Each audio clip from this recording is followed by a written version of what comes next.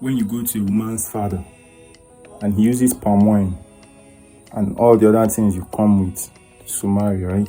Where Senyegi, he transfers a deity to you. It is akin to those of us who have Agwu, Ndeluga Agwu. You go to your mother's side, come to your father's side, you get the deity, Iselawo, Iseliyan. On your way home, you don't even let the bag that contains maybe the cheek to touch the ground, right?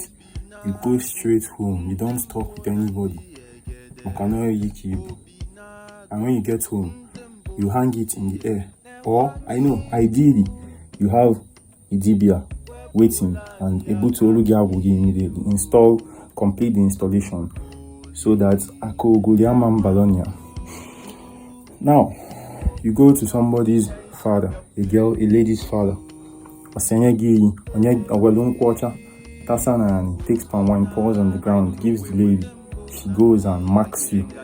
And this is the person that this deity, because a woman is a deity of prosperity, of and birth.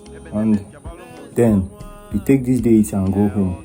And when you get home, you fail to install this deity because you have to bring stuff on the ground.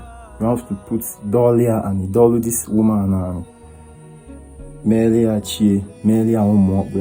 but you just take this deity home. It could be a name for life. Akuoguri. The belly achi, the belly Umuada see, so that so that Oga meet no Umuada Ekenyoke. Onata, when ye dear Moboelia, Ganu Kwan by herself, Sinaquia, Ojilon, and a quick pocket on Umuada, Kokie, Lapi Ekonini, because Oko Ojido Kefa, Okie Konin, Emalum Wendy Bonuja Lochi, Alomchi, Imelia, your mom and your woman. Especially for their dad, they do even more. Do ilochi for your mom and for your woman. I'm saying, Imaleba Abu, Ebe, Idotuli, maybe Ukuora or Gidisi or something. Ideba, Melia Alomchi. Alomchi is what the Oyibo people now turned into modern Sunday. What can they? Wending Naifa, Jecheta, Sifa, Iota. Or a yearly event.